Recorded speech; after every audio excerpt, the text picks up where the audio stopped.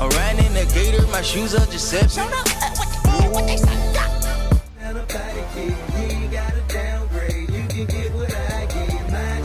You and where you from, who you know, what you making, what kind of car you in. Seems as though you lost sight of what's in. You were saying T.I. was a rat. Well, yeah. Man, everybody knows. Show me one place in the federal guidelines where you can have 10 machine guns and get 1 year of community service and 1 year incarcerated. In the hip-hop world, there's one thing you just don't do: snitch. It's a bigger deal than the crime itself. If you're labeled a snitch, you're basically done for. No one wants to work with you, and all the respect you once had just vanishes. I think he went up there and just got the talking. Take Clifford Joseph Harris Jr., better known as T.I., for example. Despite being a 3-time Grammy Award winner and a major force in hip-hop, especially in the southern scene during the 2000s, T.I. has always had this cloud of snitching accusations hanging over his head. Many of his peers have called him out. And I said, look, Terrence Williams cooperated on some of his dead friends, and that in turn allowed him to get out earlier. And even though T.I. has repeatedly denied the accusations, it seems like no one believes him. But why is that? Hey, and I'm gonna address this too. All they're talking about a Crime Stoppers commercial.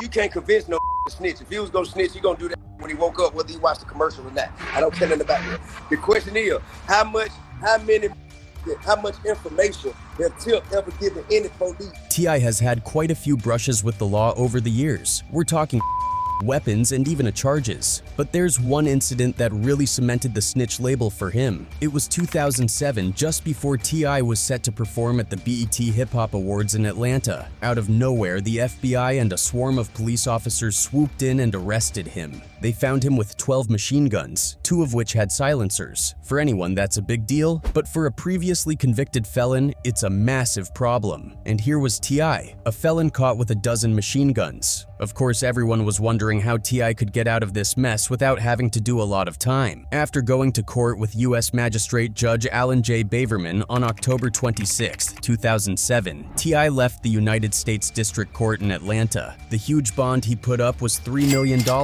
with $2 million in cash, and the value of his home as collateral. He had to stay home except for medical appointments and court dates. The rules were strict. He could only live with his girlfriend and kids, and the court had to give permission for anyone else to come over. February 19, 2008 was the date of T.I.'s suppression hearing. He finally admitted to U.S. federal weapons charges and was given a life sentence in prison, house arrest for a year, and 1,500 hours of community service. In an interview with MTV, T.I. talked about going to prison and said, "Presumably while I'm there, I'll be able to strategize my comeback." There was no doubt in his mind that he wasn't going to do anything. U.S. District Judge Charles A. Pannell Jr. gave him a prison sentence of 1 year and 1 day on March 27, 2009, and told him to pay fines of $100,300. T.I. was facing up to 10 years in prison and a $250,000 fine, but he was able to get his sentence lowered through a plea deal. A lot of people thought this didn't make sense. Let's look at Lil Wayne. He got a year in prison because they found a gun on him in New York. Even though New York has stricter gun laws than Atlanta, T.I. was caught with 12 machine guns and only got a year in jail. In particular, for a convicted criminal, that's crazy. If you have a lot of money to spend on the best lawyers, you shouldn't think that you could get out of that kind of trouble so quickly. This is why a lot of people said he must have lied to get a lighter sentence. Some of his peers, like 50 Cent, made these accusations against him, which made them fight. It all began when 50 Cent talked about T.I. allegedly spying on G-Unit's second album, Tuss, Terminate on Sight. On the song You So Tough, 50 made some jabs, but not directly. 50 usually doesn't think twice about calling people by name, but this time he didn't. It was clear that he was talking about T.I. when he said things that spoke to them. 50 asks in the verse, "What's today's mathematics? Ish ain't adding up. Get knocked with 10 machine guns, only get 12 months. Oh, we don't talk to me. You talk to him, you talking to them. I got the best lawyers money can buy. They said they would have got me 10, or maybe 9. I said, how do you explain how homie breeze? They said, keep your mouth shut or you eatin' the cheese. As soon as that verse came out, everyone thought it was about T.I. and was waiting for a fight to break out. When asked about it by MTV, 50 kept his cool and said that he's honest with artists and that he was just asking a question. People were pretty much on their own to decide if they wanted to make it about T.I. The issue, when have you known me to be indirect? with an issue. You're pretty direct. Right, so if I had a problem with any artist, trust me, they would know. Is that line about T.I.? Absolutely for the public to decide. Later, T.I. talked about the snitch thing in an interview, but he didn't really say much about it. And to be honest, it made sense. The police were very close to T.I. at that time and were watching everything he did. It would not have been good for him to get into a fight with another rapper. Conclusion. And when I heard him speaking on it, he said he wasn't talking about me, you know what I'm saying? And me and 50 always had a decent rapport, you know. It wasn't never nothing negative. At the same time, he said, man, he's never had a problem with saying people's names when he's speaking on them. And like that's not like 50. If he going at somebody, he usually say their name and make it known. It's usually not. That was pretty much all they could do with beef. They worked together jumping on tracks, which was a surprise, and everything seemed fine. In 2020, T.I. made things worse by challenging 50 Cent to a friendly 20-track battle on Instagram Live through the Verzuz platform. Verzuz was made during quarantine so that artists could compete to see who has the best tracks. For those who don't know, it didn't matter if you were an artist or a producer. The point was to show off your back catalog. To make things interesting, T.I. challenged 50 Cent to a 20-track battle during the week of his birthday. It was T.I.'s goal to find out who had more great music and albums. Even making fun of 50, he said that since Kanye West beat him in a sales battle years ago, 50 might not want to take on the challenge. But for your birthday, I offer you a challenge, sir. Pull your ass up, man, with 20 of your records, man. You know what I'm saying? But I understand if you don't want to answer to that challenge, because last time you got challenged, Kanye West dusted your ass off. So, you might not want to do that. So, well, guess who ain't scared of your ass, 50? People thought T.I. was joking at first, but things quickly got worse. After putting up the first video, T.I. followed it up with another one of him on the phone with Kevin Hart, whose birthday is the same as 50. Please tell 50 bring his ass on out here and get this smoke. Please tell 50 Cent get his hit records and come on and sit down. What T.I. said, of course, made the news, and 50 responded by posting one of the articles with the words, "Yo, somebody passed T.I. the weed they gave Smokey and Friday. LOL, that wasn't going to get away from T.I. He replied with another Instagram video in which he said 50 knew about his challenge but didn't want to take it. And he acknowledged that he received a message. He ain't said nothing about accepting that challenge though. A comment talking about, oh man, 50 gon' do it. Man, I mean, y'all scared of that, not me. Talking about what 50 gon' goddamn do. Man, scare ass up, get the f out the way, and let me handle this. The next morning, T.I. kept the momentum going with more videos in which he talked about how he tried to fly out to 50 Cent's birthday party to show his love and settle things. One of T.I.'s friends called him and said it wasn't a good idea because Tony Yayo didn't get along with T.I., and his friend then went live on Instagram to talk about what was going on. Man, where you was at last night? In Brooklyn. In Brooklyn doing what? Doing 50 Cent party, had a great time, man, great time. Yeah. Told me on the way, you got the jet already gassed up. I said, don't come. Yeah. I said, don't What come. You say? I said, don't come. You say what? Don't even come. Boy, when I tell you that boy, Yayo, he either got a real problem, some type of way, man. You ask me, he got some type of problem. Tony Yayo also didn't say anything. He wrote in the comments that T.I. was chasing clout. After that, things became more personal. Early the next morning, 50 Cent put up a video of T.I. on Crime Stoppers from 2008 on Twitter. In the video, T.I. is on an Atlanta news show that encourages people to report crimes, which is the same thing as snitching. The picture had the caption, "Why do you make me do this? This the first song I'ma play, You So Tough." This made T.I. angry. He posted it again on Instagram with a long caption, clearly mad about the 50's move. "I'll take this as an acceptance of this catalog challenge," he said. "We got him. He bit the bait. Set this up so I can finally shut this watermelon head, invisible neck and up once and for all. As far as this clip goes, it's cute, old, outdated, and in poor taste, much like your catalog 50 Cent. However, I prefer facts, and the fact remains I have never given any information to any form of law enforcement at any time in life to get anybody, anytime for any crime. Supreme told me to ask 50 Cent if he can say the same. Well, that's all I have to say about that, so let's set this date and select your songs off that one hot album you got, and let's lay your little overrated, outdated, steroid-inflated ass catalog to rest. RIP to 50 Cent's catalog.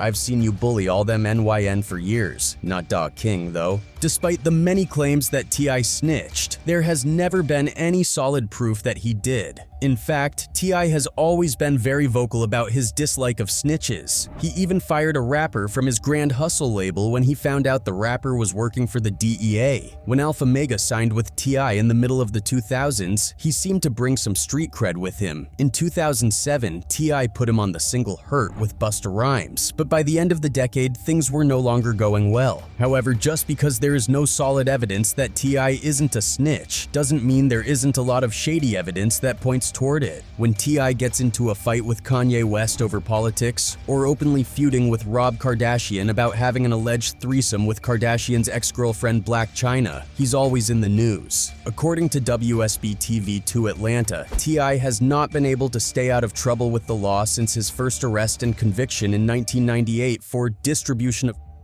manufacturing and distribution of a controlled substance, and giving authorities a false name. He was given a 3-year prison sentence, served one, and was then put on probation, but he soon broke the rules. According to MTV, T.I. was arrested but not convicted of illegally having a gun in 2001. He was arrested and found guilty of illegally carrying a 10mm pistol in 2002, and was then given a 3-year prison sentence after weapons and ammunition were found in his home during a search in 2004. In 2010, T.I. and his wife were both charged with crimes after a traffic stop. Fox News reports that a judge said the man from Atlanta should spend 11 months in prison because his arrest and subsequent failed test violated his probation on a weapons conviction. The last time police caught him was in 2018 outside of his gated community. WSB-TV2 Atlanta found out that T.I. didn't have his key, so the guard wouldn't let him in. This made the guard angry, and T.I. asked, "Don't you know who I am?" During an interview with DJ Woo Kid in 2015, T.I. caused a lot of trouble when he said he would never vote for Hillary Clinton because she is a woman. Not to be but I can't vote for the leader of the free world to be a woman, he said. Every other position that exists, I think a woman could do well, he said, but president is not one of them. I just know that women make rash decisions emotionally, and later they make very permanent, like cemented decisions, and then later it's kind of like it didn't happen, or they didn't mean for it to happen. And I sure would hate to just set off a nuke, he tried to explain, adding, "The world ain't ready yet. I think you might be able to get the Loch Ness Monster elected before a woman." He laughed. Quickly, people fought back. In a tweet, activist Mickey Kendall said, "T.I. said something stupid about women. Well, it's a day that ends in Y, so." Oprah Winfrey told TMZ, "Honey child, hush your mouth, you don't know what you're talking about." 3 days after his initial remarks, T.I. finally decided to apologize, tweeting, "My comments about women running for president were unequivocally insensitive and wrong. I sincerely apologize to everyone I offended," he wrote. A fight between King Von's crew and Quando Rondo's crew in November 2020 led to his death in Atlanta. He was 26 years old and from Chicago. Tim Peake, deputy chief of police for Atlanta, said that a physical altercation escalated into an exchange of gunfire outside the Monaco Hookah Lounge around 3 a.m. Based on what Hot New Hip Hop said, 2 people died and King Von is in critical condition. Soon after the event, T.I. posted a mysterious message on Instagram that seemed to criticize and downplay King Von's death. According to Hot New Hip Hop, he wrote in the now deleted post, "Atlanta is a beautiful progressive city filled with black excellence. We uplift each other and win together. Stop coming here to K each other," he slammed, adding, "Handle your beefs in your city. TX in advance." Because the post came at the right time and talked about a shooting, most people, including 50 Cent, thought it was in response to the event. A rapper from New York called T.I. names on Instagram telling him, "You gotta chill, you bugging for saying anything. They got casualties. This is real eh." He added, "I don't know what you was thinking, but rethink it now." T.I. then tried to clarify his comments, saying it had nothing to do with King Von, y'all grossly mistaken. He wrote, per Hot New Hip Hop, "I have no motive or intention to do harm or malice to cats I'm cool with. My family's hearts goes out to them." T.I. has a history of saying things that makes people baffled, and in 2019 he caused more trouble when he told the Ladies Like Us podcast, via BuzzFeed News, that he and his 18-year-old daughter, Deja Harris, had yearly trips to the gynecologist to check her hymen. "Yes, I go with her," he proclaimed, revealing that after her 16th birthday party, he put a sticky note on the door, which read, "Gyno, tomorrow, 9:30. Once again, T.I. was hit with harsh criticism. Gloria Steinem told TMZ, "I have a daughter and I will never do what T.I. did to his daughter," while Gloria Steinem told TMZ, "That is a human rights A. It is not his hymen. It is not his body." It wasn't that the whatever you like rapper said sorry. Instead, he defended himself on Red Table Talk by telling Jada Pinkett Smith that he meant what he said in a very joking manner. He said, "From a place of truth, I began to embellish and exaggerate, but I think that a lot of people kind of, took it extremely literal." While he was saying that his intentions were terribly misconstrued and misconceived, he made it clear that he did go with Deja, 16, to her regular doctor's appointment and ask about her hymen. After saying that all of this false narrative has just been sensationalized, he called those who disagreed with him weirdos. New York lawmakers have put forward 2 bills to ban virginity tests after the controversy, according to NME.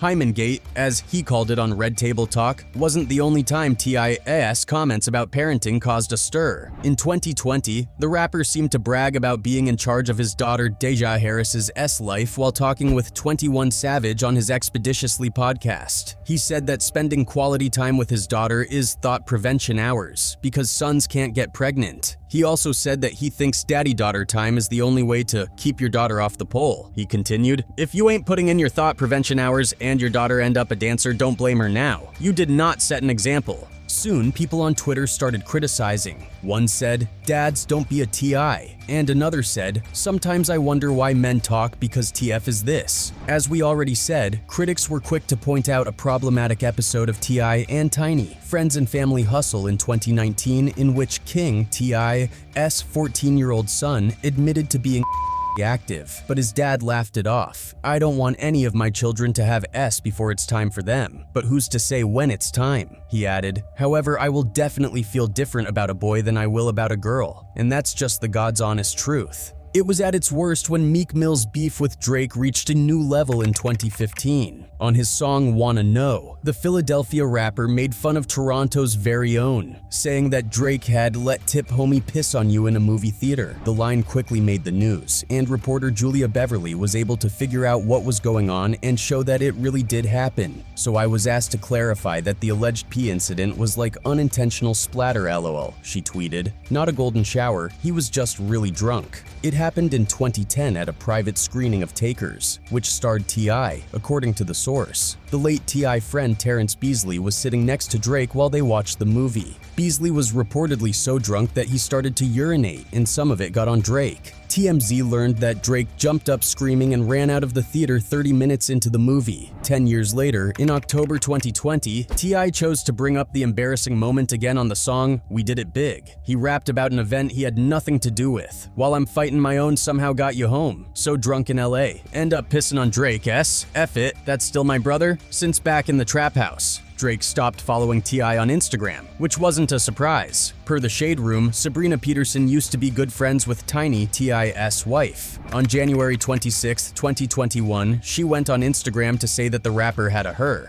"You put a gun to my head in front of children and I never called the police on you," she told me, saying, "For years you have painted me as the villain." She said, "It's hard to heal from violence or anything because you are painted as the problem or reason this has happened to you." She also said it was time to normalize the letting black women heal and told Keisha Lance Bottoms, the mayor of Atlanta, to stop looking up to T.I. The rapper who sang Live Your Life chose to stay quiet, but Tiny fired back right away. The Shade Room says she wrote, "Stop harassing my family. You strange. Please get help but leave us alone." 3 days later, T.I. finally responded, denying the claims on Instagram. Without naming names, he appeared to ask his accuser, "How you gonna be a victim and an attacker at the same time? How you being victimized if you are violently attacking someone?" Peterson was suing T.I. and Tiny for defamation and infliction of emotional distress, according to TMZ in March 2021. She said that the couple's response led to threats and that Tiny's choice to post a picture of her 8-year-old son on Instagram put him in danger and face vitriol. When Sabrina Peterson said that T.I. once put a gun to her head, things got really bad between her and her husband Tiny. Claims against the couple quickly grew worse. After her first Instagram post, Peterson went back to her Instagram stories to talk about the direct messages she got from more than 15 women saying they had been a by T.I. and Tiny. Peterson posted a lot of screenshots. One woman said she has neurological issues from the heavy Molly use while around them, and that T.I. referred to the girls as his cattle. Another said she woke up with a couple she didn't know and wrote, "They passed me off to them at some point in the night." Still, another said T.I. punched her in the face and said he would deport her because he knew she didn't have immigration papers. Little got jealous and attacked me, and when I defended myself, T.I. jumped in and helped her attack me, she said. They strongly deny the horrible accusations made against them by Sabrina Peterson, according to a spokesperson for the couple who spoke to Complex. The spokesperson also said, "The Harrises have had difficulty with this woman for well over a decade." Peterson shot back on Instagram writing, "Let's take a lie detector test." At the same time, Rolling Stone reported that work on T.I. and Tiny, Friends and Family Hustle had stopped. What do you think about T.I.? Let us know in the comments.